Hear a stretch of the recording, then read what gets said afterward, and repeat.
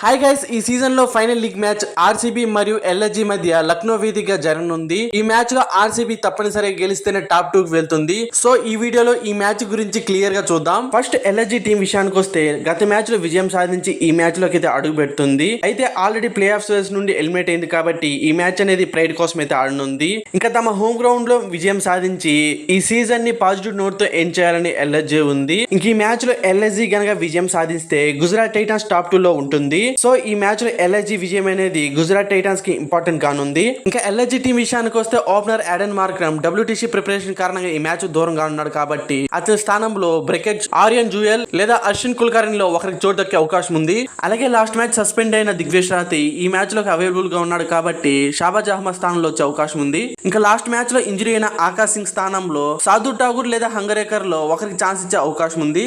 So maximum LSG ఈ 3 changes తో ఈ మ్యాచ్ లో బరిలో దిగే అవకాశం ఉంది. ఇంకా ఆర్సీబీ టీం టాప్ 2 లో వెళ్లేందుకు ఈ మ్యాచ్ అనేది తప్పనిసరిగా గెలవాల్సి ఉంటుంది.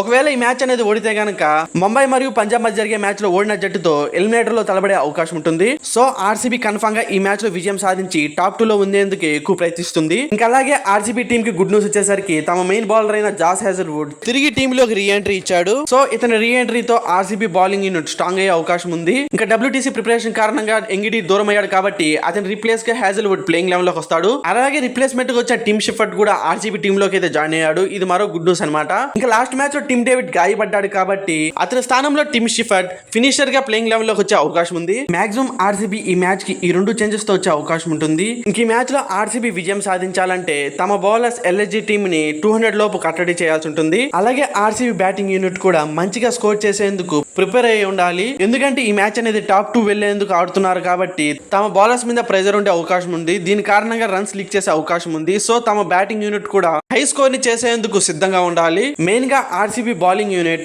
ఎల్ఎస్జీ యొక్క టాప్ ఆర్డర్ ని వీలైనంత త్వరగా అవుట్ చేయగలిగితే తక్కువ స్కోర్ కి కట్టడి చేయొచ్చు. సో ఈ మ్యాచ్ లో ఆర్సీబీ విజయం సాధించాలని కోరుకుందాం.